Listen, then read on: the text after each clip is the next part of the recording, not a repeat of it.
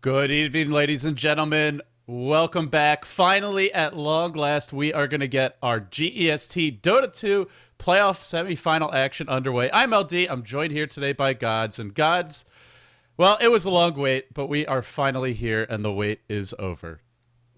Yeah, this is the first of two semifinals, N9 versus Orange. Good to actually have the game actually being played rather than Orange being unable to show it and seeing any sort of complete forfeit being issued. So we do have a match to show you guys, and a pretty interesting one. One you'd expect Orange to win, but N9, they're slightly unpredictable team, I think. Yeah, they're definitely an unpredictable team, and, you know, I'm curious to see if Orange is going to start making some tweaks as well. They do have G1 coming up. Obviously, you know, this tournament, although it still will be important to them, the prize pool is a bit smaller. So you got to figure that this is, as much as anything else, practice and just an opportunity to try new things out. If they want to do so, they won't have iceiceice playing today, though. He is playing for Zenith in this event, which means they won't have the full five. But I am curious to see if they do anything a little bit different. Of course, N9, the team that's you expect to do quite a few different things, and let's see how it develops. If I understand correctly what was said in the chat, this is actually game number 2. There was a forfeit win for game number 1 applied towards N9 because Orange had some internet issues, took a really long time to get into the lobby. Yeah, that's correct. And the stand-in actually is iceiceice, is what I've been told here. So iceiceice playing for Orange here. Zenith in their last match, I don't know if they had iceiceice playing with them, but iceiceice is playing with Orange here in this match. He's in Malaysia with them at the same LAN cafe, so he's playing as their stand-in here. Are you sure about that? Because I just did my interview with him, and he said he was playing for Zenith. He wouldn't be playing with Orange, and I don't think you can play for two teams. He's telling a few fibs then, I guess, because it's been confirmed by people who from the LAN cafe as well as the players have said it's actually iceiceice playing. So maybe it's not meant to be something revealed. Maybe I've just completely spilled the beans. But they were probably going to be spilled anyway at some point. But I guess we'll see what happens. We'll see if Orange and Zenith both advance, and well, you got to figure if he plays for Orange here, maybe he won't be playing for Zenith. I don't think he did the other day. He didn't play yesterday. So as long as he doesn't play for both teams, technically there isn't anything wrong with that. It would just be a little odd. Maybe Orange swayed him. Maybe they offered him some delicious Malaysian food. From what he's been telling me, it has not been agreeing with his stomach, but he likes the taste of it, so he keeps on eating it anyway. And GoDz, I think it's time we can at least chat a little bit about this draft. N9 get, well, a mushi hero on their side. They get the Templar Assassin. This one probably going to be going to fzfz, I would think, and taking that solo mid, but we'll see, I guess. Yeah, generally how you'd expect N9 to play it. Occasionally they'll run it in a safe lane with Shatan playing it, but more likely than not going to be in the mid lane. And interesting that Orange decide to ban out the Batrider. If they give away Batrider, they can get the Templar Assassin themselves, but they decide that's not a hero that they want to verse. Batrider is just too strong with the current metagame. And Orange, they grab Rubik as well as Chen with their first 2 picks. We're going to see an xtinct Chen, and that's something which Orange are very comfortable playing around, and that's something N9 are going to have to be very wary of, that sort of strong mid-game push, and just the ability for xtinct to get those early levels, come out and have a big impact on these games. The one thing about TA, cannot shut down the jungling game until a little bit later on. By the time she's able to have an impact, by the time she's going for kills, Chen's going to be level 5, level 6, if he just sits in the jungle and farms. And xtinct, he's a jungler, especially on Chen. He prioritizes getting the early levels, getting the early farm.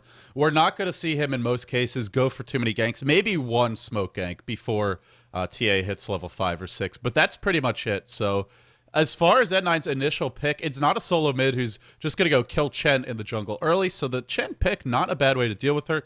Also a great way to combat that burst damage, keep your team alive and turn the fights around. But in addition to that burst damage, N9 picks up a lot of team fight here with Jakiro and Brewmaster.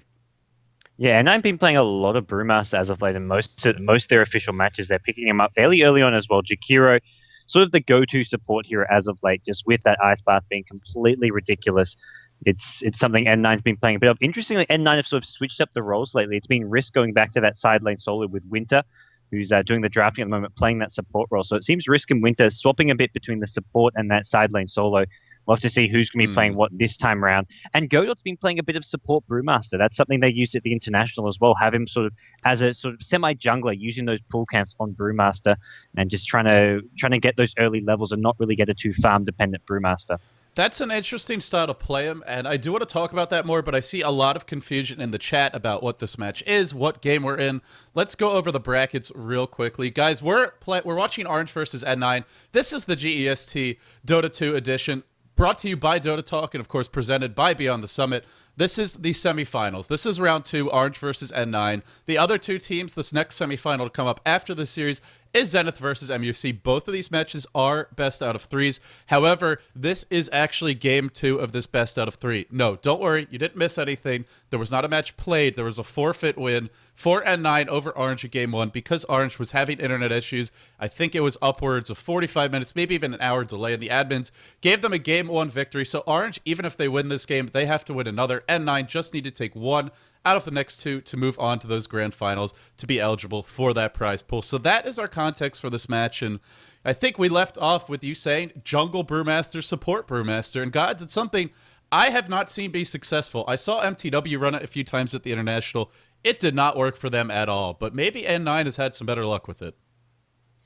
It's always a possibility. I think it does make your lanes a bit too weak, so maybe we see N9 just play it in the safe lane. Even as a solo mid, FC's played a bit of solo mid Brewmaster. Maybe they think Templar Assassin can get that safe lane free farm, although Templar Assassin versus Queen of Pain, decent matchup for the Templar Assassin. Brewmaster does pretty well against Queen of Pain as well, just with the natural tankiness that you get from the evasion if you're going to get early points in the Drunken Brawl, and just from your sheer raw HP if you go for the stats. So either hero a decent option to have mid against Queen of Pain, but this is a mushi Queen of Pain, and that's sort of his I guess I'd say his sort of trademark hero, and probably the hero he plays better than anything in the game. Yeah, his TA is pretty impressive as well. It's hard to choose between those two, but his Queen of Pain seems a little bit more versatile than his TA. His TA, for the most part, it's just kind of a boomer bust hero. Queen of Pain, great at all stages of the game, not as reliant on having a good start, not as not as hard countered, I would say, by certain picks. So we'll see where the rest of the draft goes from here. It's all about, it looks like Orange just a little bit worried about sort of that mid-game death ball. Profit with the treants, the ult, the pushing power from that. And then more importantly, I think this Undying pick, always a strong hero in this patch, but especially when you already have Panda. Panda ult and Tombstone, well, good luck picking any kind of team fight. Good luck fighting for the next 15 seconds, 20 seconds or so.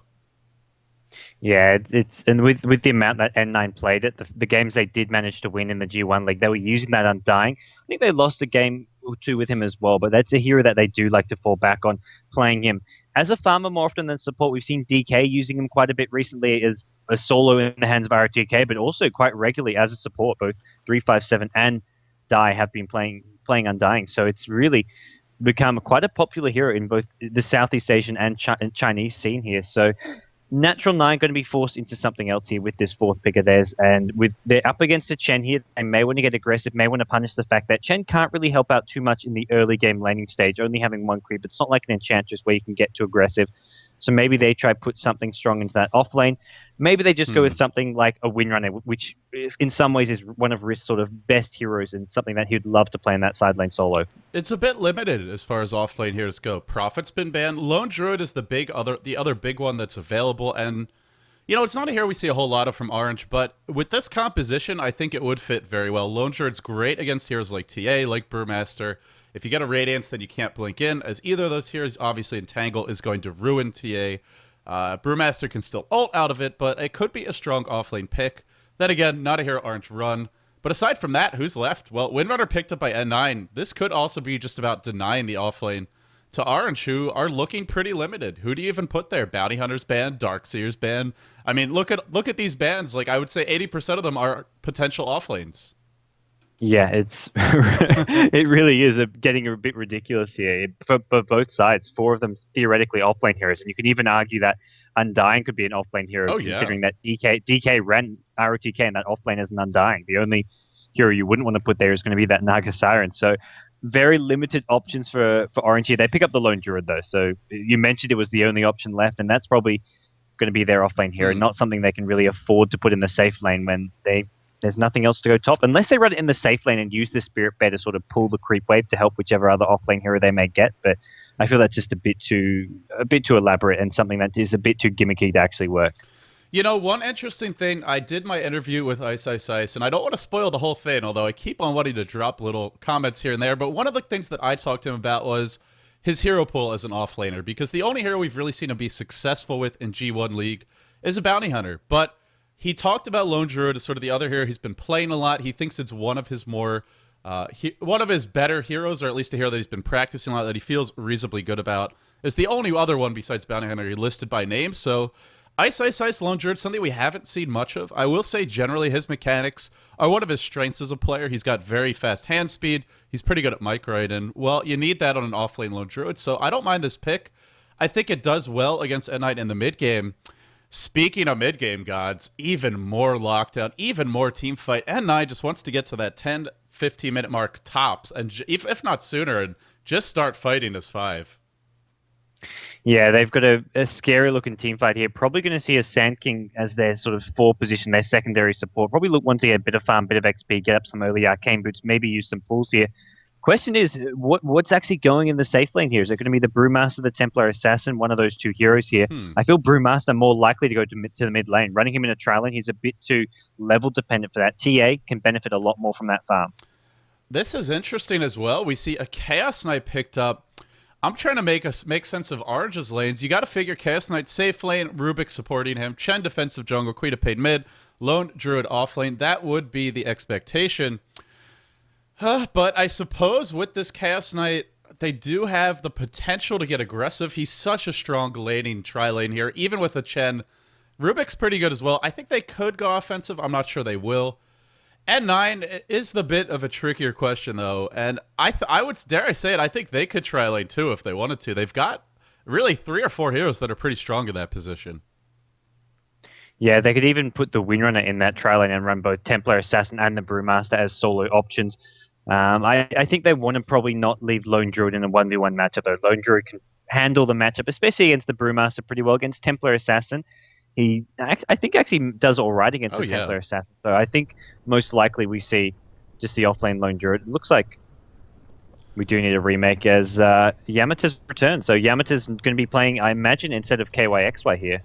So it will be the full G1 roster, and we're gonna see, something a little different. Looks like an iceiceice Lone Druid. First time I've seen him play the hero, at least outside of a pub, and this is exciting. And well, quite a logo they have.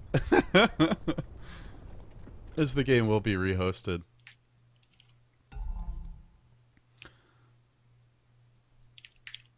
So, guys, we have 2 best out of 3s today. This is game 2 of, well, the first best out of 3. N9 versus Orange. Obviously, Orange has that. N9 has the leg up. They have that 1-0 advantage. Do you think they have what it takes to take a game off Orange? Orange, generally, most people would consider them the best team outside of China as far as Asia goes. Can N9 take a game off them? Can they take the series as a result with that forfeit win advantage? Well, I think they're a team who use somewhat unpredictable strategies, like pulling out the Undying, going for these strong push strats, going for some sort of unusual heroes, and something where they could maybe catch Orange by surprise in one of these 2 games. They've gone with a pretty standard draft here in game number 1, and I think just hoping that they can just outmaneuver or at least execute their draft well enough. They're going to have to deal with the Chen, which is going to be the big thing here. This game, Orange, you give them the edge. They're the more experienced team. They've been sort of performing better as of late. They've got some of the strongest players in every single role. And it's going to be tough for N9 to take this game, I feel. So I still say, even with the 1-game advantage, Orange still favorites here. Yeah, I agree. And like you said, I think the key point is there's nothing too unusual from N9's draft. It's a strong lineup. It's got some real... they have the TA. I think that's the one thing that on paper could have caused Orange problems, but the way they drafted really does deal with it pretty well. Chen is probably the best support to counter TA because you can send allies back when they're low and, of course, heal them. The mech giving your team plus armor helps to mitigate that physical damage. And then Lone Druid as a mid-game semi-carry as your offlaner. 1 entangle and TA's fight is pretty much over. So I think this draft, not really unconventional enough to throw a loop in Orange's plans, but maybe that game 3 will be different. Of course, we say that, and who knows, maybe N9 will pull a Whopper out. Maybe they will shock the world and take Orange down. We're about to find out. Game number 2. Really, our first cast of the day is getting underway. Gods, you excited for this? You got your coffee? You got your whatever it is that you have to hype yourself up for games? I've got my Bundaberg ginger beer, which is some delicious stuff, which you can apparently only get in Australia, and I'm excited. I'm excited to hopefully get at least a couple games out of this. We've got MUFC Zenith right after this, which will be another fantastic matchup. So the semifinals of this GST Dota 2 pretty much featuring probably the top 4 teams in the sort of Southeast Asia / Oceanic region. Yeah, I agree. And, the exciting... I honestly, we've talked about this before. Finals have a way, not always of disappointing, but oftentimes they're not as exciting as the semifinals. I don't know what it is. Maybe it's just bad luck.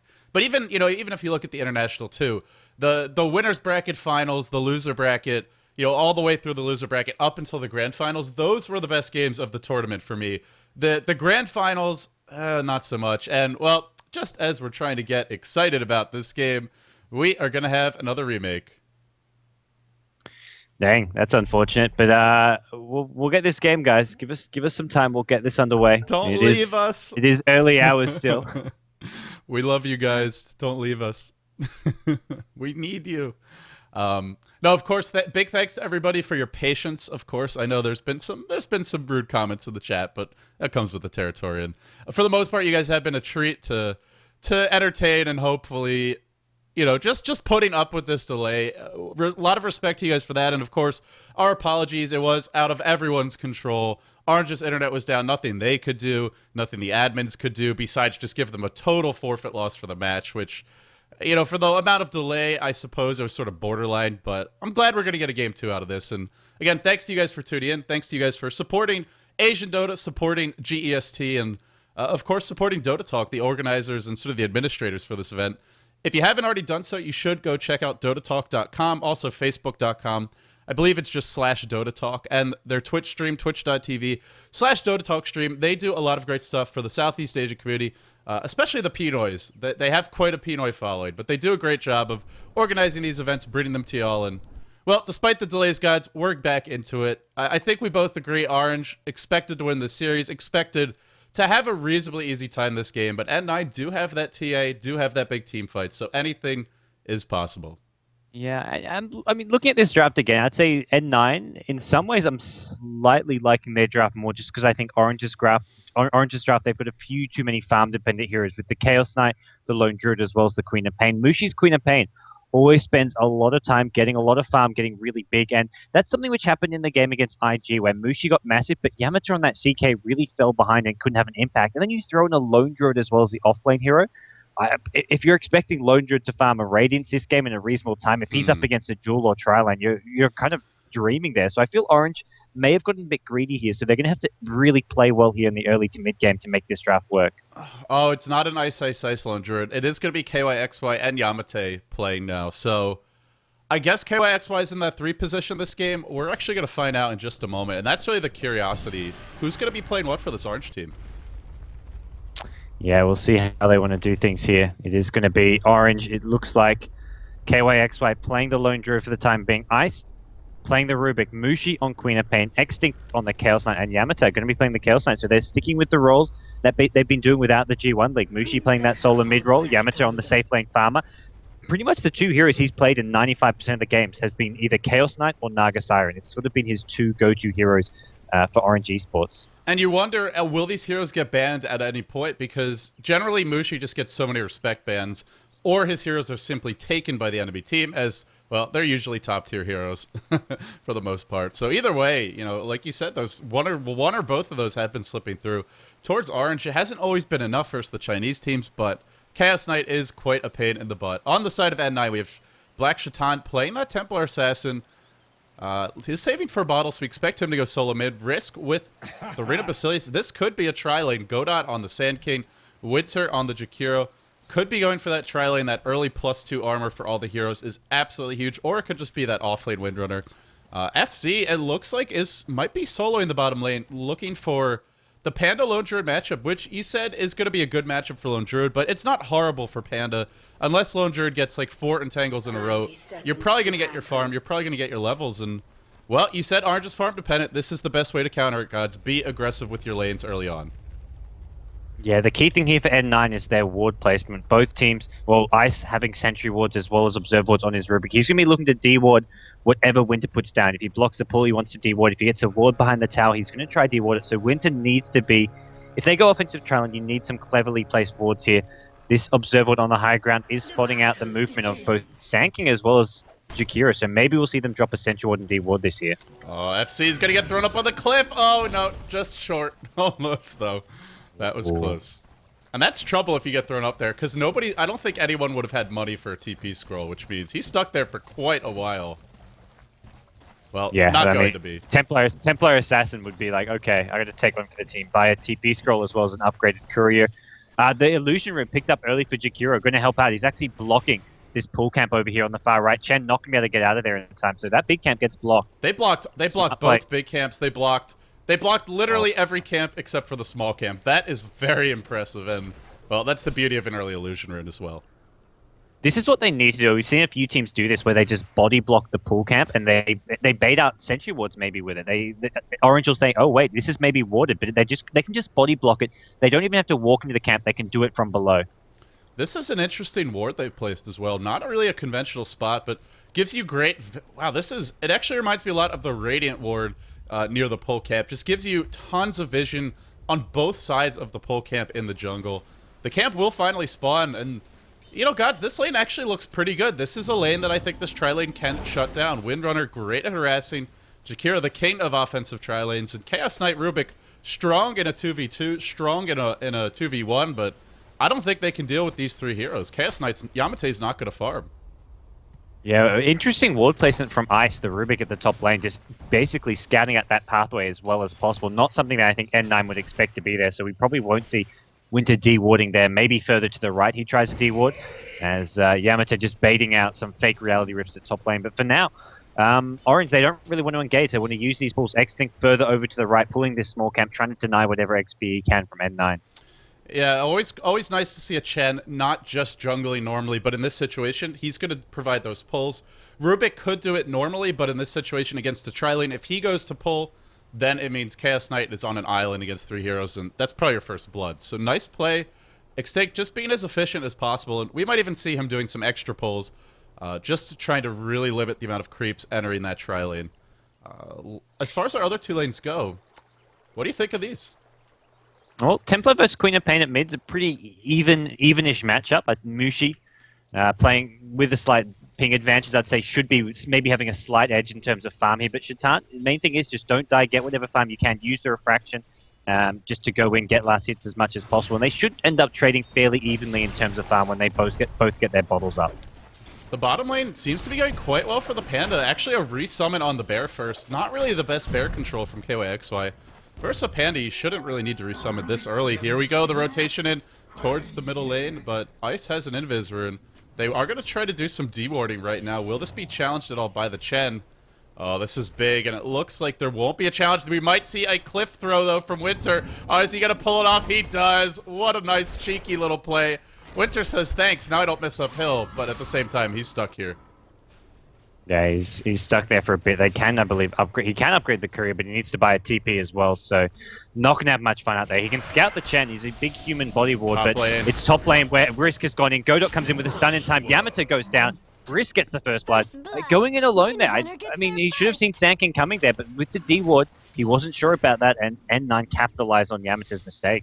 Yeah, he has become very accustomed to having that safe lane to himself. It's pretty rare to see a team offensive tri-lane versus Orange. We have not seen it too often. And it gets punished there. Yamateh perhaps a bit too complacent, too aggressive. He pays, and a big first blood, as well as the dewarding. This is also going to make Chen's life a little bit trickier. It was a cheeky, nice little play by Ice, but at the same time, it was only a minute at most that Winter was out of the lane, and it's not like a full lane was being denied experience. Everything looking good so far for N9, except for the fact that Mushi and the Lone Druid are farming exceptionally well. The two solos, as they so often do for Orange, off to a fantastic start.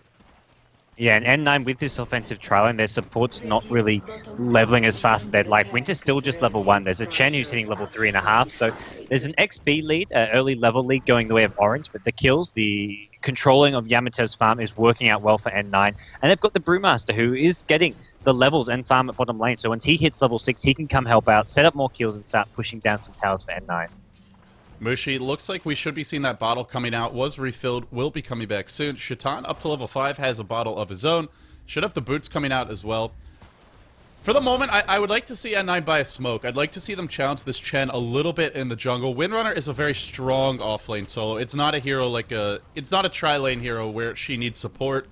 I think they're giving away a little too much time to Xtinct, and it looks like they at least want to shut down the pulling. They're going to rotate out of this lane. Meanwhile, in the bottom lane, Shatan's going to pick up a haste. This could be a big kill on kyxy, who's only level 5. If Shatan goes for it, and so far doesn't want to do so. No, decides against. Doesn't have the traps up at the moment. kyxy, though, I think could probably get that kill. You can bait him to come in with a clap here. FZ doing some bottle crowing of his own. At bottom lane, heals himself up, and now he's going to go look to re-engage on kyxy. Mid lane, it's Mushi. Shatan just trading hits as much as possible, and it's pretty one-sided match, but mid Mushi with a 30-12 creep score to Shatan's 14 creeps here, so Shatan not having a very good start at mid lane. And if anything, this is a matchup that generally we've seen favors TA, unless you do tons of bottle crowing and get lucky with the runes. That damage is huge, but FC might give up our first, well, not our first blood, but our second blood of this game. He is going to Panda ult now. kyxy counters with a transform of his own. He's dropping low, but I think he should be okay. He might just need one entangle to get away from this. There's another boulder toss. The Cyclone can be here if he wants it. Not using it yet. kyxy still alive. Needs one more nuke. Not going to get it. And FC might even die. The Bear's coming back in. kyxy being manly, giving chase. Where is that rotation? From the middle lane, nothing coming yet from Mushi. He's a little bit worried about that haste turn. He's not going to come. Both heroes dodging some bullets, but ldDOTA's always going to be happy about that. Meanwhile, top lane, yamateh pointing godot. 2-second stun. Telekinesis could be here. Burrow striking away, though. Unfortunately, the ice path catches him, and back and forth. Blows being traded, but no kills. No kills at all. Brewmaster ultimates, big engagements at top. Xtinct doesn't find a kill here, just level 4, but he's quite happy just to go back in the jungle if needed, get that level 5, get that second neutral creep. N9 with the AoE stun of the Burrow Strike as well as that ice path, they're very hard to gank, very hard to kill, unless you get a really nice initiation coming in. Oh, what's that courier doing? Uh-oh, that was close. That's making me nervous. Oh, boy. So far, so good. It seems like Orange has stabilized a little bit in this lane, and that's pretty big, Godz. Oh, look at that combo. Telekinesis back into the Chen stun, and the Burrow Strike whiffs. Disaster ensues for N9. One hero dead, a second probably to follow. Do they have Sentry Wards to see if Sandstorm? He's got a 10 charge wand. Why isn't he using it? Oh, no, I think he might have been able to live there, but doesn't choose to use the wand. And in the end, 2 heroes fall, and the tri-lane now just got... Well, it's not much of a tri-lane anymore, I think. Yeah, they're going to have to think about where they want to go. Winter actually decides to head towards the bottom lane. Maybe look for a kill on kyxy here. FC still no ult. He's getting entangled up. He's not having a fun time at bottom lane. So one more entangle, and that's his death here. The early Orb of Venom on this Spirit Bear, just doing a lot of harass damage and making it very hard for FC to stay in this lane.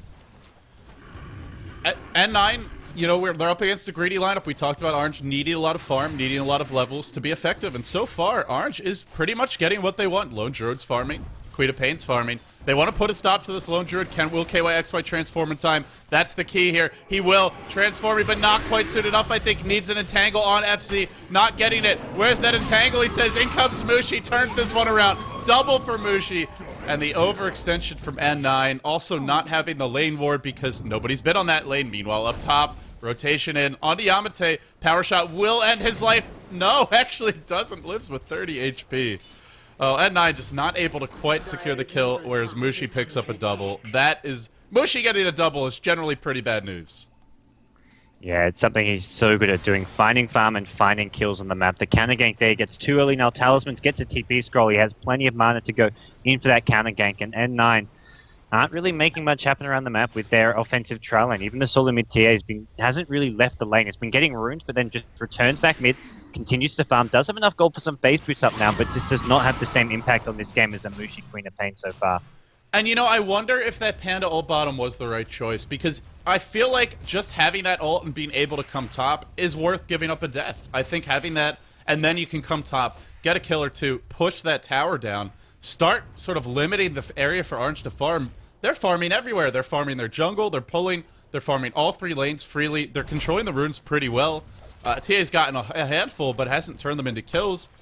I feel like it comes down largely to this Panda ult. Once it's used bottom, they just don't have much else to get aggressive with. Sand King can be aggressive, but he doesn't have the items or the levels to do it. And who else will? Windrunner with a level 2 shackle? Probably not going to be enough. Well, they're going to make another go in this bottom lane. They want kyxy. He's picked up a very early cloak here, so it's speaking of the fact they've got this somewhat greedy line where we're not going to see a Radiance on Lone Druid, it looks like he maybe wants to go straight for something like a Pipe, straight for an early teamfight item. At least his own survivability he's worried about. He needs to get that off this ultimate. Winter going to be looking for an Ice Path. Try to get that off before the ultimate from kyxy. It's too late though. Kyxy, he's got off the ulti. He's up to 1300 HP. Killing him is going to be very difficult. FC doesn't even have mana for an ultimate. Kyxy just TP's out. So N9 wasting a lot of time not finding any kills on the map. You got to kill Lone Druid before you hit 6. We see that all the time, gods. If you don't, he's too tanky. Unless you have something like a Slardar who's just got that massive minus armor, you're not killing him.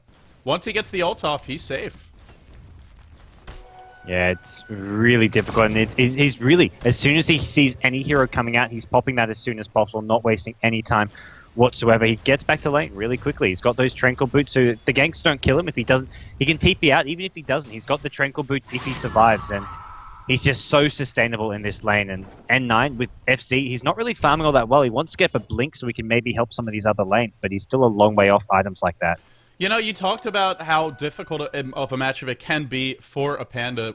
Once that Lone Druid hits 5, it does get really challenging. And, you know, it's also just Orange having a smart draft, understanding that N9 probably wanted to be aggressive because of their hero composition, and throwing the Lone Druid in the off lane. Maybe not sure they would get the 1v1, but once they got it, boy, they ran with it. And, you know, N9...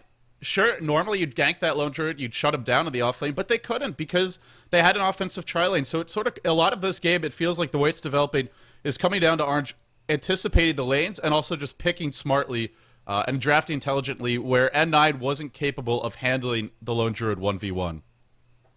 Yeah, I think this is more one of those games where you just want to try crash the Lone Druid, not let him get any farm in that off lane. As a Lone Druid, you can help just sort of harass the Spirit Bay if he tries to pull things away. N9 with the offensive tri-lane, their supports just fall too far behind. You can see it with the Chinese teams. They love running these sort of safe tri-lanes, even against suicide solos, because it means hero like Jakiro can just use pool camps, can just farm away in the neutrals, get up an early mech for the team, just get up these items, which can really just make the mid-game so much easier. And that's something which right now, if N9 was starting to get up a couple Arcane Boots on Sand King, on Jakiro, if they were getting items like like a mech up on Jakiro as well. It's a completely different story, but their supports have absolutely nothing, and now they're going to start losing towers because xtinct has come out of the jungle with level 6 Arcane Boots and a couple creeps. And this is what happens when you... xtinct experienced a little bit of pressure this game, mostly with the camps being blocked mid lane, though. It's Mushi. Invis Rune ends in the middle of the enemy team. Shackle narrowly missing. Would have probably been his death, but it looks like he will escape. I don't think he realized that Invis Rune was about to run out. Maybe due to the pause. Meanwhile, bottom lane, kyxy dropping low. The Chen Hail comes through. This was another Panda ult. They got to get the kill this time. And another pause from Orange, who had internet issues coming into this game. That's why they have a forfeit loss for game 1. And the internet issues, well, they're continuing. Or at least the PC issues. Yeah, whatever it may be here. kyxy is... I don't think there's no more stuns coming out from this Boulder Panda. The ultimate's just about to wear off, so... Well, I don't think N9 get this kill. Godot doesn't have boots at this point. There's no way he's going to get a second Burrow Strike off unless kyxy turns around. So N9 are not succeeding in getting kills. They're giving up towers at the top lane. Orange could look to push down another one, look to push down the tier 2 as well if they want here. There's nothing really defending it. And even if N9 had 5 heroes there, well, maybe if they have 5, but if they only have 2 or 3, how are they going to take a fight? Xtinct did use the Hand of God, but just the creep army alone, it's a Sand King who doesn't have Epicenter, it's a Windrunner who doesn't even have a max power shot, there's no Panda ult. Gods, they can't clash without this Panda ult, and he's nowhere near a Blink Dagger. He hasn't farmed well really at all this game. He's been neutered, and this was their safe lane farmer. This was their 1v1 matchup. He needed to have a good start for them to be able to win this in the mid game. Yeah, here we go. Yamateh TP's in towards the bottom lane. Godot going to try stun his way out of this nice ice pass coming from Winter. And then it looks like they may escape. Oh, the Spirit Bear first hit entangle onto Godot. Shackle shot from Yamateh onto the Spirit Bear. Perfect shackle shot from Risk. No mana for a power shot though. Another Burrow Strike coming out as Godot goes down. And N9 trying to fight their way out of this one. FC doesn't have mana for a clap. And Yamateh, low on HP, does go down. Windrunner gets the kill. N9, they need more kills here, I feel. They've got Shatan on the chase. He's got more traps, but he's not going to commit to chasing this. So, 1-for-1 trade. They get the Chaos Knight. Mushi. They get Yamateh, but is it enough? And, well... Mushi does that. He just calmly waits there. It's like the executioner. You see the axe falling, then it pauses mid-air, just leaves it hanging there, just taunt you for a few seconds, and he's going to bottle up a haste turn, also denying that towards Shatan. Mushi just being quite a pain in the butt, and I love what Xtinct is doing, and this is a hallmark of his Chen play, is he'll help his team through the ult. He doesn't really join the fights that much early. He farms a lot. Gods, he was solo pushing top through that whole engagement, and well, he forced the TP back, he forced the rotation from godot. He also brought the tower down to below half health. Yeah, he's done a good amount of damage there, and this is going to be N9. I mean, they can't afford to just keep giving away towers like this when they're going for kills. Even if they get a kill, even if they kill the lone druid with that Panda and Brewmaster ultimate, the fact they give up a tier 1 tower, take all that damage on the tier 2 tower isn't really a worthwhile trade for them when KYXY isn't the main threat. The main threat is going to be this Queen of Pain. And then you've just got this strong team fight from Orange, having the Chen heals, having his presence, as well as the strong supports in heroes like the Rubik. Bottom lane, the dive will come out. 3-second stun onto Riz. This could be trouble. The Bears dropping low shackle shot. Not going to latch. There's the burrow strike. There is no phantasm. Yamateh doesn't have his get out of jail free card unless he does this. Oh boy, the extra get out of jail free card. In comes a hasted Mushi. Head full of steam. Or pain, I suppose, as the case may be. And he's going to back off. He runs back mid. He's already up to 2.8k gold here. A lot of farm on him. Shatan, he's got face boots, 700 gold. Probably wants to go for this blink dagger here. He's going to get caught out mid. Needs to get out of there. No sentries by the looks of things either on Mushi or Xtinct, but they're just coming here for the tier 1 tower. Xtinct's going to try to start pressuring that, and that's not going to be something that Shatan can easily defend on his own. How often does this happen when teams fall behind to Orange? 3, 4 heroes just to try and deal with 1 or 2. And meanwhile, the other heroes in the lineup farming elsewhere on the map. Xtinct farming mid, Mushi and Yamateh. Well, Mushi was farming mid, now probably going to maybe rotate bottom, but Orange, just their heroes, when they get to this point in the game with a good start, Gods, it takes 3 or 4 just to keep them down, which means you're not keeping up in farm. You are falling behind in the mid game. Yeah, I think for N9 here, they need to make sure they start getting some towers. They haven't really taken it. When they win a fight or get a pick off, they need to follow it up with pushes. And I think it's going to come down to Shatan having his blink dagger. That's how they're going to have to ensure these kills. He's going to have to really just burst down heroes like the Rubik, like the Chen, right off the bat, get the kills nice and fast, and that's what he's going to look to do here at the mid lane. They're actually just going to go for this tier 1 tower. Shatan comes in from the side with a DD. Orange don't have the numbers to fight this or prevent that. So N9, they've got their first tower, and it's the mid tier 1, so the most important tier 1 tower that there is over on the Orange Esports side.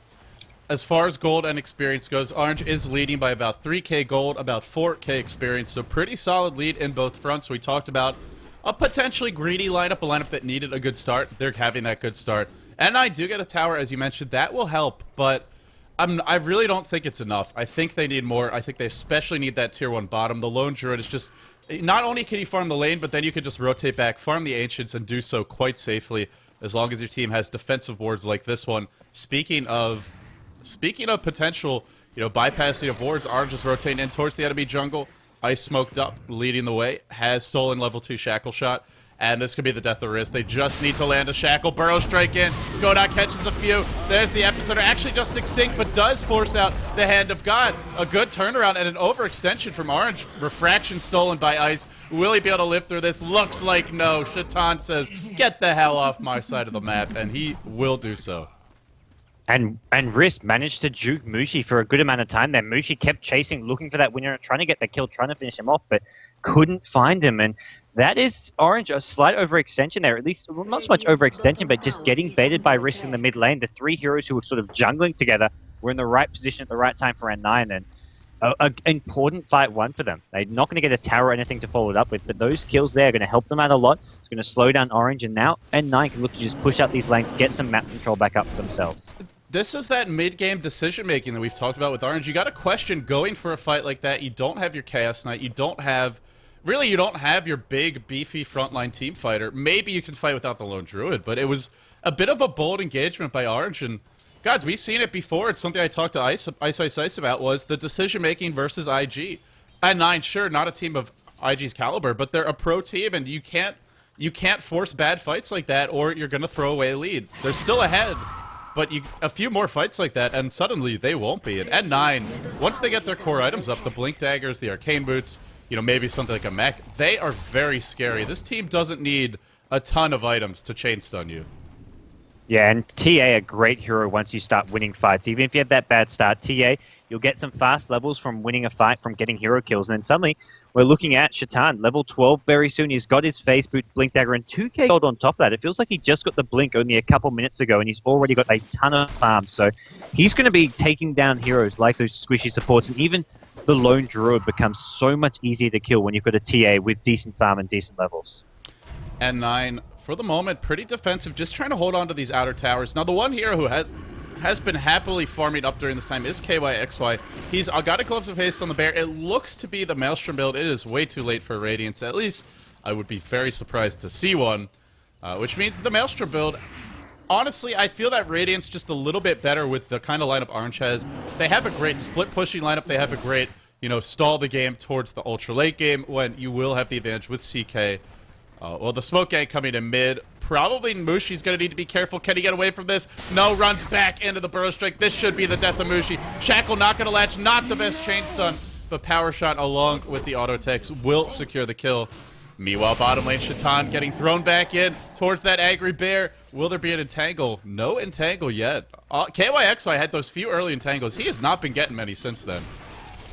Well, kyxy, despite having the Gloves of Haste, if he wants that Maelstrom, he's got enough gold to buy it, so maybe we see him go back, pick up a Gloves of Haste just for the attack speed, and then go back to that Radiance, because if he wanted that Maelstrom, he'd be buying it by now, so possibly just going to go back for the Radiance. And like you say, the split push is what Orange want to do. Queen of Pain, great at doing it. Same for the Lone Druid. Chaos Knight can do it with some farm here. He's sort of had a bit of a tough time. N9 going to be coming in from the side, looking to pick them up. There's some kills for themselves. kyxy on the run. He's got a TP here, and it looks like N9 don't get anyone. Ice get TPs out from the trees, so N9 just gonna have to transition into a push if they want to do anything at this bottom lane. I'm really surprised they didn't go in there. They're looking a little gun shy and just playing very cautiously. It goes back to that previous engagement, I think, where we saw Mushi come in, pick up 2 kills and counter gank, but they really could have gotten the kill there. Just blink it with from the TA, meld, gonna chew through that lone druid quickly, but N9 just playing it really very passively.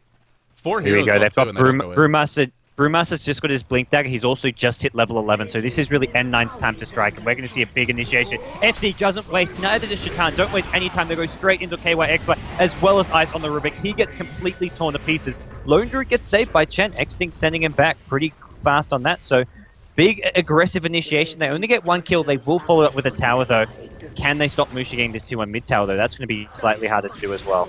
Yeah, they may be able to. Yamateh, this is just what Orange does, farming that other side of the map. Meanwhile, the bottom lane, Ice Path will connect. Shatan is hasted, and GoDz, he's still not going in. They have 4 heroes here. I really think they should be forcing these fights a little more, but they're just playing very defensively. Just free kills for the taking, not going for them. Mushi doesn't even have a TP. I think that scenario there, the hero in front, the Lone Druid, will just get, once again, sent back to base by the Chen. So maybe they can go in and force out a Chen save, but it's not going to be a kill. So I think they just want to get back, continue farming, and it's still very passive play overall from N9. They're looking to sort of prioritize the towers over the kills themselves. The problem, though, is they actually caught Chen with the Ice Path, so I thought there was an opening there. But hey, N9, they do get the tower, they do get a little bit of control, and generally pushing the fights a little more. This is giving a lot of time, though. Risk looking for a shackle, high ground to low ground, not going to connect on Mushi. And now Orange just going to start split pushing the other lanes. As soon as you leave bottom, they start pushing it. Well, and N9 do not have the numbers there yet to defend this. They're making their way down there. FC Brewmaster does not have his ultimate, so T1 Tower going to go the way of Orange, and this is kyxy. This is his relic. He's now got 4k gold. Can buy that relic, and we'll have that Radiance up in a couple minutes' time if things keep going according to plan for him. So N9 need to be careful. They're going to be up against a pretty powerful Lone Druid soon. They've managed to catch up on their support heroes. You've got level 7 on Jakiro, level 9 on godot, and godot, 800 gold. He's at least on his way to that blink dagger. Good time for FC to run the hell away. There are 4 heroes grouped up bottom for Orange, looking to pressure this tier 2. FZ, at this point, he really doesn't get bigger, and you can say that about a few heroes. Godot needs the blink dagger, needs level 11. Windrunner, pretty much at her peak. She's got the max power shot, got the max shackle, could complete the Force Staff. Winter has a few levels to go, but a lot of these heroes are not reaching the peak of their power curves, but relative to how fast Orange are growing, they're just going to continue to get weaker and weaker. So I think they got to continue forcing fights. That's what they want to do. They're going on to Yamateh. Will he TP away? No, the Burrow Strike finds him. Godot spots him out. Now the Shackle, the Epicenter, everything thrown in, and a Panda blinking in. Can you say overkill? But they do get the kill. It's an important one. At the same time, though, guess what Orange is doing? Pushing mid and pushing bottom. Yeah, Orange were in position to make the trade as soon as N9 initiated in there. Orange are just really smart with their position. They have Mushi solo pushing the bottom lane with Chen sitting behind Mushi. So if N9 is sort of going for a smoke gank on Mushi with some chain disables, Chen is there with heals and the Holy Persuasion to save Mushi. But as soon as they see N9 top, it's like, okay, Chen, instead of having to save Mushi, he can join up with Mushi and go push. They get the tier 2. They're even chipping away, doing some serious damage to this tier 3 as well at the bottom lane. Shackle does latch a Mushi, the ice path to follow up, but like you said, Chen lurking behind him, ready to send him away at a moment's notice, and it looks like he is going back to base. Time for Mushi to heal, time for him to get his Scythe device, assuming that's what he goes for. He's getting big, kyxy is getting big. If you look at the farmers, the only one who hasn't had really a great time is Yamateh, but Godz, this I like. He doesn't go for the Vanguard, which we've seen from him in the past. He is just going drums, treads, straight into BKB. And they need him to jump in first because Mushi's rushing the Scythe device. He's not going to be tanky. He's not going to be the best initiator. But with this BKB and Chaos Knight, he can jump in. He can tank that initial barrage. Yeah, he's really going to do it. Shatan's got a Desolate up, so he's going to be doing a lot of damage here. So they need sort of frontline tanks. Even with the Desolate doing all that damage through a BKB, it just means there can't be any follow-up stunts to ensure Shatan gets those early kills here. And for Orange right now, they've got great map vision up around the Roshan pit as well. Something that Orange love to do on this dire side is use that close proximity to Roshan to take it as early as possible. They've got Chen to help tank things up. They've got plenty of DPS coming from Lone Druid, coming from the Chaos Knight and Queen of Pain, that they can take this once they get in position to do so. N9 doing the best they can to just de-ward all these wards that Orange have set up. You know, it's these hero psionic traps that we've seen a few games in the past recently. I wonder if they'll come into play again. I was going through the group stage footage. We're looking for highlights for the main event. Speaking of which, if there's a particular highlight you really want us to include, email us, ld@ldDOTA.com or dparker49 at beyondthesummit.tv. Actually, no, that's not true. I have my own email set up now. It's David G at beyondthesummit.tv. We just got our new Beyond the Summit emails working, but we're putting together highlight package. And Godz, there was a great game where one hero was tracked, and I think it was Orange trying to do Roshan, and they got completely punished. I don't remember who the team was, but, well, the hero trap is there. We'll see if it comes into play a little bit later on. Yeah, it's there waiting. Orange cannot smoke in Shatan. there. This is bad. No way around this. Oh dear. The Radiance is burning. They're not going to commit to this. I think Orange just have to note they can't play too aggressive with this because it's too close to the tier 2 tower. N9 can easily TP and try contest it. If N9 do that though, that's when Orange go into that Roshan pit. That's where we'll see Lone Druid TP to the mid lane and then meet up with his team around Roshan and try to take that nice and fast. So N9 do not want to have to TP top to help Shatan because as soon as that happens, Orange get Roshan. Orange continue to pressure this top lane. The tower is dropping pretty low. I almost think they could just use a Phantasm. Try and force this one down, at least rotate some TPs out from N9. Then you can go into the Roche pit when they're forced out of position. That's something that Orange can really play with, is just applying enough pressure to the top lane that N9 rotate top, and then you just have easy access to Roche. We haven't seen it yet, but it's really that advantage that they have. Having the tier 2 up bottom makes it so easy to get there quickly. Bottom lane, Risk is in trouble. And Risk is probably going to die here. Right. Yeah, Shackle shot, nothing to land on. Risk picks up his first death of the game only, but Orange, a very important kill for them. It does give them that slight security if they want to go into the Roshan pit. And Orange have de-warded mostly around there as well. They've got the gem on Chen.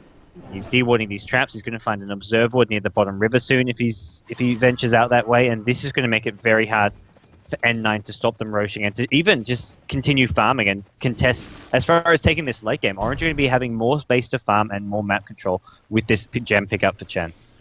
And again, how much bigger do N9 really get? Blink Dagger and Sand Kid, he's already got 11. Brewmaster's pretty much as big as he's going to get. These heroes don't really have much of a growth curve. I suppose you could say the TA in theory does, but, you know, going for a Desolator, it's not really the best late-game DPS item. It's not like going for that Daedalus or that Manta style, which, well, Mushi, for one, tends to favor. Roche is going to fall in a matter of seconds. They've been in here for maybe 10 seconds tops, and it's dead now. Aegis picked up this one on kyxy.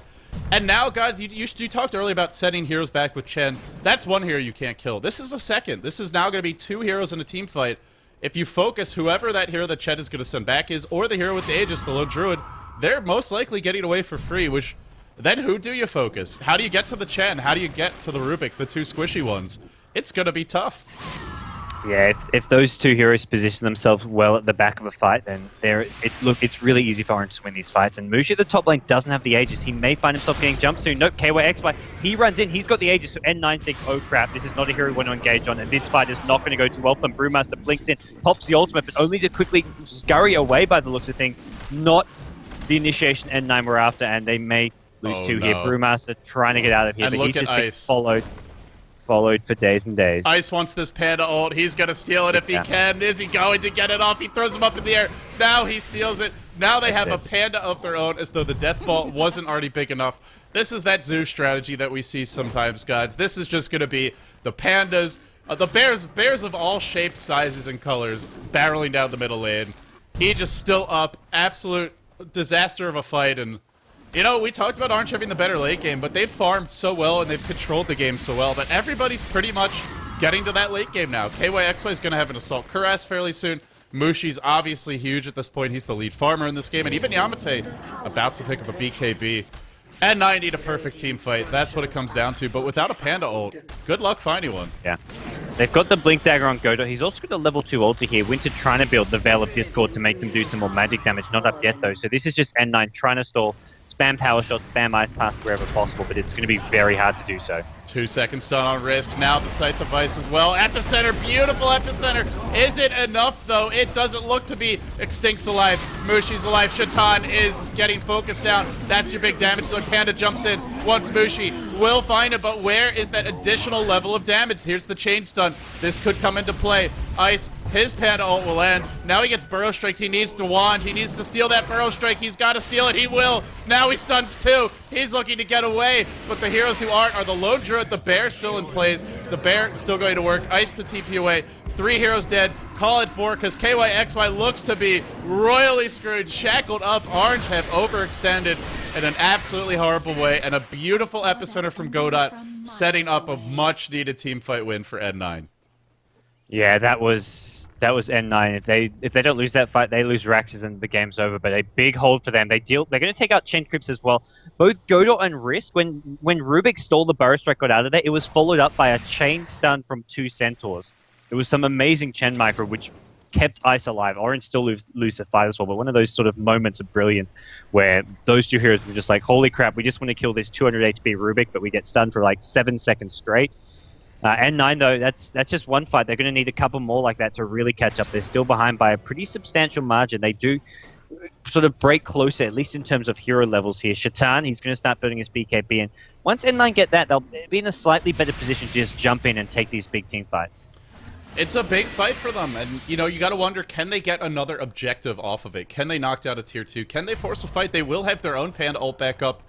Crucially, Rubik, although he has Burrow Strike, which is an amazing spell in him, he doesn't have his own Panda ult. He's not going to get to use it again. Actually, I don't think he would anyway, because he's only level 10, and he waited quite a while before using it. Doesn't get the spells for as long when he steals them yet. But BKB up on Mushi, despite that fight going poorly, they're still getting more items. And yamateh about to complete a BKB of his own. Xtinct, he's had the mech for a while. Not really that close to another item. Rubik not far off of a Force Staff or a Blink Dagger. In spite of a bad fight, guys, they're all about to get some big items coming up. And I'm just not sure Orange can match it. Mushi gets caught! I blinked into just certain death. He was looking for godot. He was looking for a solo kill, and the entire N9 team just there waiting. This is the kind of late game mistakes that Mushi is somewhat prone to every now and then. And it's something you can't do. This isn't IG, but N9's still a team capable of having those comebacks. If you give them enough kills, enough pickoffs like this, N9 will make you pay for it. So Orange need to be careful with some of their decision making here. It's a little mystifying. They don't need to be forcing fights. They can sit back and farm, and they will get to a point where N9 just can't fight against them. But they're trying to force them anyway. You know, again, it was something that iceiceice talked about specifically about this team, is they don't really have a clear late game like decision-making tree. There's not one person who just calls all the shots.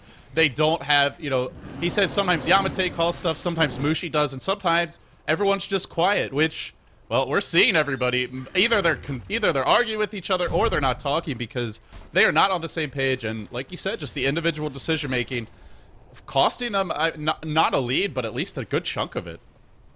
Yeah, this is something which I think it's one of those things happened once, and now Mushi's like, okay, let's not let it happen again. He's got that 10-second BKB, so next time maybe he'll be looking to use that if he does go diving for solo kills. Having that BKB as an escape path is going to be what he looks to do here. And a lot of BKBs up on Orange, with yamateh having finished his.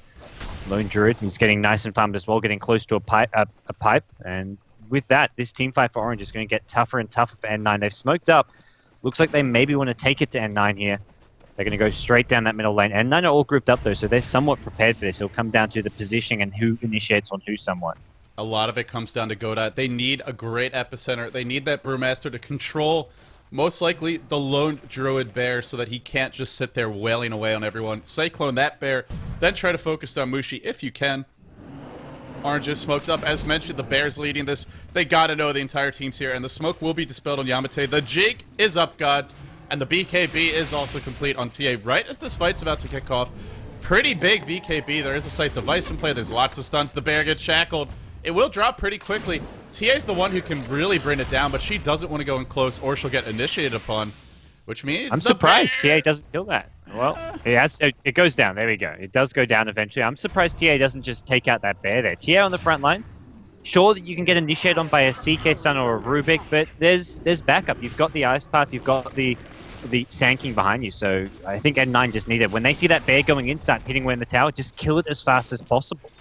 It's a pretty safe thing to do with just one hero in the front line with a BKB and Shatan. So N9 going to go for a smoke up of themselves. They're going to look to sweep through their jungle, de-ward with this gem of godot and try find some kills. Well, this could be big if they get it. It'll get risk quite close to what I assume will be a Scythe device coming out next from xtinct. Looks to be absolutely dead here. Blink in, clap to follow, Burrow Strike on top of it. The Blink brothers going to work, chopping away, and xtinct is just being a pain in the butt to kill.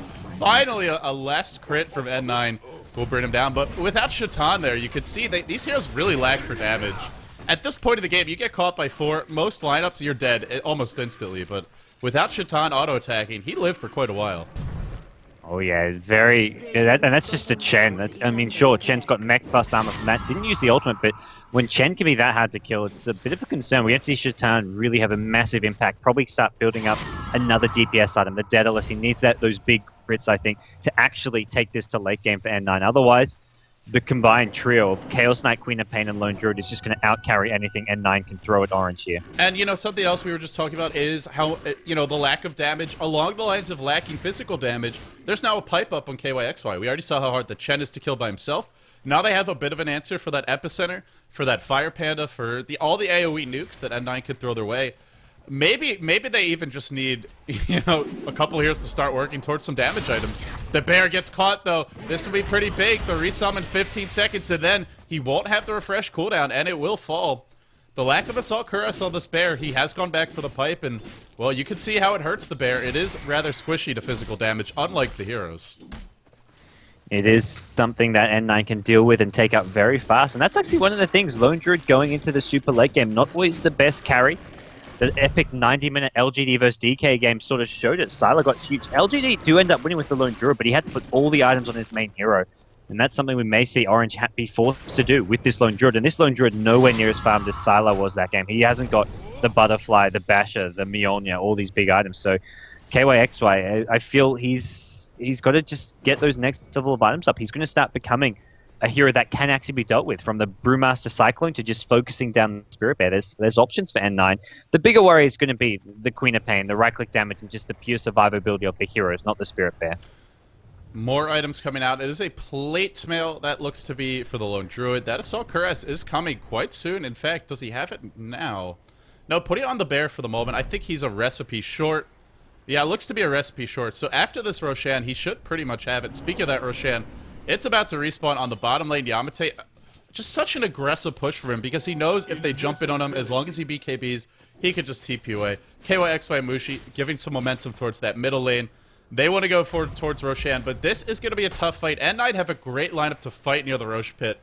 So much AoE, so much spammable lockdown. Orange really got to find a pick if they want to go for this, I feel. Yeah, they will either need to pick or just push out these lanes, force N9 back to their base of defense. So Mushi, he's going to just split push this bottom lane to some extent. They will probably want to send 1 or 2 heroes top, send the Spirit Bear top, maybe look to counter push these lanes. But N9 once again going through this sweep through their own jungle. They know that Orange want to go for this split push. They stick together so they don't get picked off, and then they try find some pickoffs of their own. But right now, Orange doing a decent job of avoiding it. Mushi needs to be careful here, though. He's getting very close to some N9 heroes.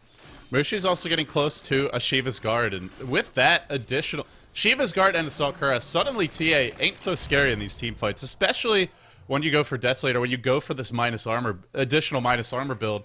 You're very reliant on that minus armor to do a lot of damage later on, and you know, with the mech, all the extra armor this team has, they're going to be quite resistant to it.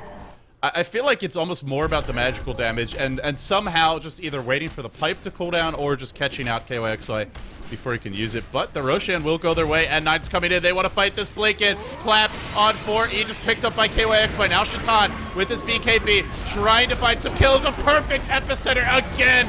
He does it, but is it enough? Xtinct's alive. Everybody being healed back up. Yamateh will fall first. The Death Ball looking pretty deadly so far. Bear, I believe, can be resummoned. Ice getting shackled up. Not actually latching. Now the Burrow Strike, the Chain Stun, they are being focused down. And Orange, despite getting that Roshan, I almost want to say N9 come out ahead there. And it's just because of that. Wow. This is a Death Ball lineup in the Roshan pit. That was so close to going Orange's way. FC blinks in and got Hex before he could ulti. Queen of Pain Mushi just had some split-second reactions with the Hex there, and FZ, they were trying to focus him down. He was going to go down. He was on about 200 HP, and then the Ice Path comes in. Then Risk hits a big 2-hero shackle shot, and FC just managed to get the ultimate off. It was a huge, huge win for N9 that Brewmaster didn't go down. If he doesn't get the ulti off, I think N9, they probably don't lose the fight, but they maybe trade equally there, because the epicenter alone wasn't going to win them that fight. So N9, they get a tier 2 tower here. They're going to rotate towards the bottom lane, get another tier 2 tower, and this is going to be a big jump up in terms of XP and gold going N9's way. The Deathball army is just working wonders. It is, and I actually, you know, we're also not seeing Rubik really have much of a lifespan in these fights. That's another big difference maker. We saw it before, he was stealing Panda ult, but when you're caught out in the pit, oh, here comes Mushi. Mushi on the move. Now we're seeing the Panda just using every ability in his skill set to kind of limit this lone druid, using that Drunken Haste, so he was likely... Oh, he gets the Entangle anyway! I think it just wore off. And the Chaos Bolt actually going to follow Windrunner back to base. Or maybe not all the way, but we'll see. He'd been having a bit of bad luck with those Entangles for a while now, so it's probably about time he gets a first hit Entangle, and what a time. Getting the pick off there, and Orange going to try barrel down the bottom lane.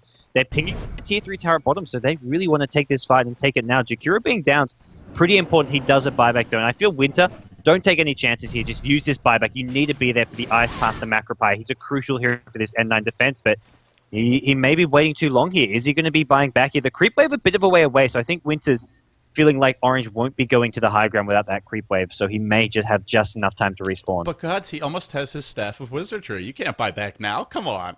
What are you going to do with that Staff of Wizardry? look pretty. Make a Dagon. Make a Dagon. Look pretty. Absolutely. Orange still have Aegis here. Lone Druid picked that up in that last big scrappy fight, and he's going to...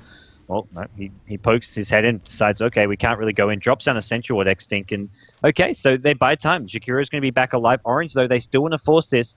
They've got the level 3 Chaos Knight ultimate. They want to try take down a set of Raxes, and they want to do it now. Here comes the pipe, that team fight. They're going to have to wait this one out. Shackle on 2. That's going to slow the push down. Oh, God. Yamateh is in the house. Look at that damage. The epicenter comes in. Chews through the pipe. Nice ult for Mushi, though. Bringing down Shatan. The big damage dealer is dead. Double buyback. Sand King might maybe to fall. The shackle shot actually going to help keep him alive. He is able to escape, so everyone back on the board for N9. It's a reset of this fight, and this time, Burrow Strike on 2. Mechanism to keep Godot alive, but then he gets pulled back in. This horse keeps on chugging, keeps on galloping, but not fast enough. He gets brought down. Speaking of getting brought down, Shatan not getting entangled. The bear getting blocked by the hero. And when it's all said and done, N9 are holding on to their racks. In fact, kyxy will be sent back to base. Probably going to hope for an entangle on Winter. Not going to get it. Now the bear's caught out. Needs to bring it back, but he's not going to do so. This will be the death of the bear. And does he have a resummon?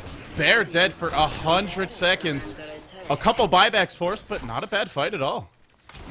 Well, I think N9 just going to be happy they held there, but Orange, it was an expensive hold. A couple buybacks, I think 3 buybacks. Windrunner as well as Tempo Assassin both bought back there.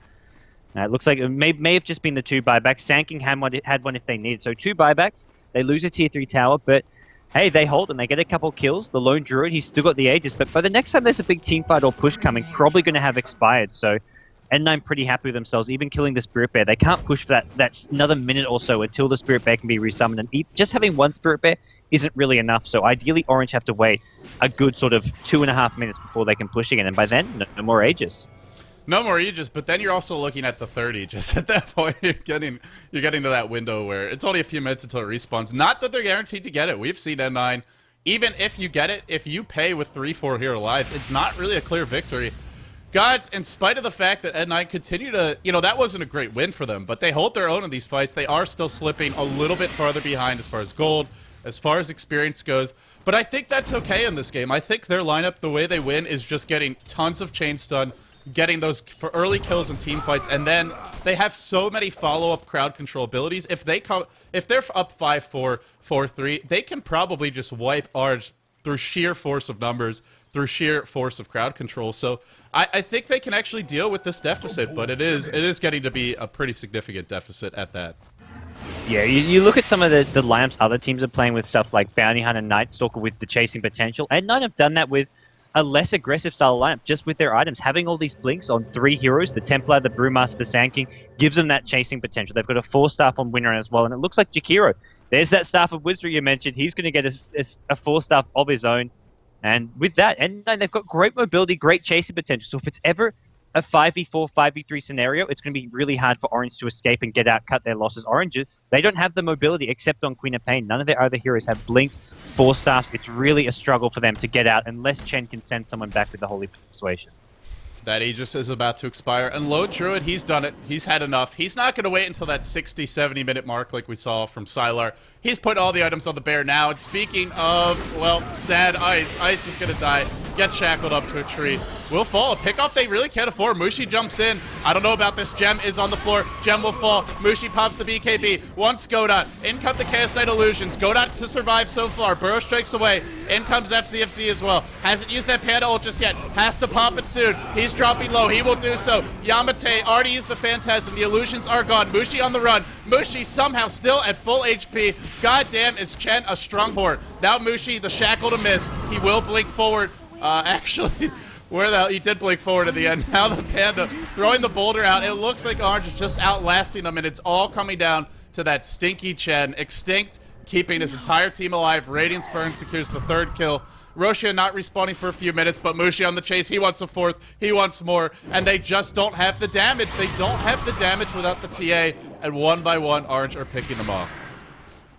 Yeah, N9 going to find themselves down 4 heroes here. 4 heroes kills going the way of and Orange. If actually no Brewmaster, there we go. The 10 Pest of Fate. Xtinct goes Ramboing in with the Ghost Scepter, and Orange, they're going to go for this mid Raxes here. Buyback from Brewmaster, but look how fast these Raxes drop. The Brewmaster just buying back here, trying to hold this off, but Lone Druid alone just tearing through Raxes with the Demolish. He's picked up an Eagle Song here. He's looking to build a Butterfly of his own, and 2 sets of Raxes, well, at least looks like 2 sets of Raxes going to drop, and Orange pick up a huge decisive lead now. Well, we did expect them to have a bit of advantage in the late game. The only way they were going to win a huge fight was with a perfect team fight combo with having a 5v4, 4v3 advantage. And they got that advantage, but it came at the cost of really bad positioning. And boy, did Orange punish it. Godot is going to be 4-staffed away. This is just that tiny with an Aghanim Scepter level of pushing power.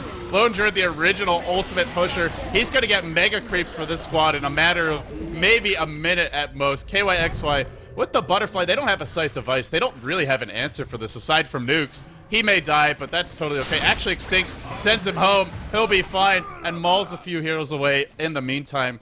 Oh, they just play that Chen so damn well. They do use it very effectively once they get a lead. And 3 lanes of Rax Gods. N9 ain't coming back from this. Yeah, Mushi really went for some smart items this time. Didn't go for some of the BKB, MKB type builds. I feel he knew that there was going to be enough damage coming from the Lone Druid. Lone Druid not being, well, as a side lane solo, being in that 1v1 matchup, just got given a lot more farm than he would have against a dual or tri-lane. And Orange react and say, okay, great, Lone Druid, you can take us into the late game. Queen of Pain can just go for a more reliable build with the Sheep, the BKB. And now N9, this is a last... they're still in this. They're looking to go straight down the mid lane for a last-ditch push. If this push fails, they lose. And the problem is, all these heroes have buybacks. Queen of Pain buyback, Chaos Knight buyback, Rubik with buyback. So it's going to be pretty much a 5v8 scenario, which N9 have to win to take this game. And I don't even know if they can deal with this Lone Druid anymore. It's not the bear, it's the hero. The hero is just out of control. Shackle Shot not going to latch, it looks like now. The Lone Druid going to work. In comes the Chaos Knight as well. Just that frontline initiator chopping away at godot. Epicenter almost entirely wasted, although it does kill off the illusions for the most part. Winter dropping low. It's too much damage. It's Orange just making the ground run red. Absolutely too much blood being spilt there. I don't think N9 bleeds Orange, but if they do, Orange made them do it here today. And GoDz, despite having that first game forfeit loss, Orange managed to hold on. They managed to take this game. We are headed into a game number 3. Yeah, that's going to be what people were hoping for, and probably what people expected with Orange here against N9. N9 put up a great fight.